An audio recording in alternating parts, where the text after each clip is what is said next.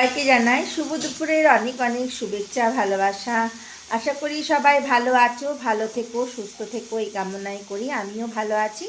সবাইকে কি করছো? সকলের হয়তো রান্না বান্না হয়ে গেছে। আমি রোজই বলি তোমরা কি রান্না করেছো অবশ্যই জানাবে, কিন্তু তোমরা জানাও না। আর আমার ভিডিওটা দেখলে এবার অবশ্যই জানাবে কে কী রান্না করেছো, বেশ ভালো লাগে শুনতে। তো দেখো আজ দুপুরে আমাদের মেনু কি একটু চট করে দেখিয়ে দিই, দেখে নাও কি কি রান্না করেছি। বেশি কিছু করিনি, গরম পড়ে গেছে, খুব হালকা পাতলা রান্না করেছি।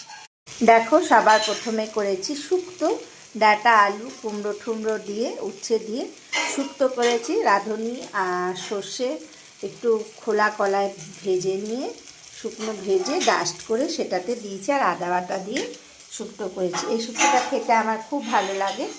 আর আজকে এখানে একটা নতুন রেসিপি বানিয়েছি, সেটা হলো সোয়াবিনের কোপ্তা কারি করেছি। সোয়াবিনটাকে, এই রেসিপিটা একদিন তোমাদের সাথে শেয়ার করেছিলাম।